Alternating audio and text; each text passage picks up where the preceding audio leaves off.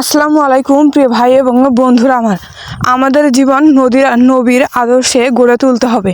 কেউ যদি আমাদের একটা কথা বলে সাথে সাথে সেই কথায় রিয়াকশন দেখা যাবে না, রাগান্বিত হওয়া যাবে না এবং তার কথায় রাগান্বিত হয়ে গায়ে রাগ জ্বলিয়ে বড় কোনো কথা বলা যাবে না। কেউ যদি আমাদেরকে বড় কোনো কথা বলে আমরা যদি চুপ থাকি, সেইটা আল্লাহ তাআলা বিচার করবেন এবং তার পরিমাণটা এতটাই হবে যে আপনি কল্পনাও করতে পারবেন না। কেউ কখনো কোনো গালিগালাজ করলে আমাদের প্রিয় নবী মুহাম্মদ সাল্লাল্লাহু আলাইহি সাল্লাম উনি চুপচাপ থাকতেন এবং আল্লাহ তাআলার উপর ছেড়ে দিতেন এবং অবশ্যই তিনি এইটা বলতেন যে আল্লাহ তাআলা ওদেরকে ক্ষমা করে দাও, ওরা না বুঝে কাজটা করেছে, ওরা বুঝতে পারেনি।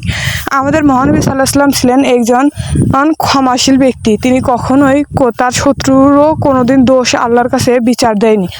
অবশ্যই আমরা তার জীবন অনুসরণ করে চলতে হবে, আমরাও তাই করার চেষ্টা করব।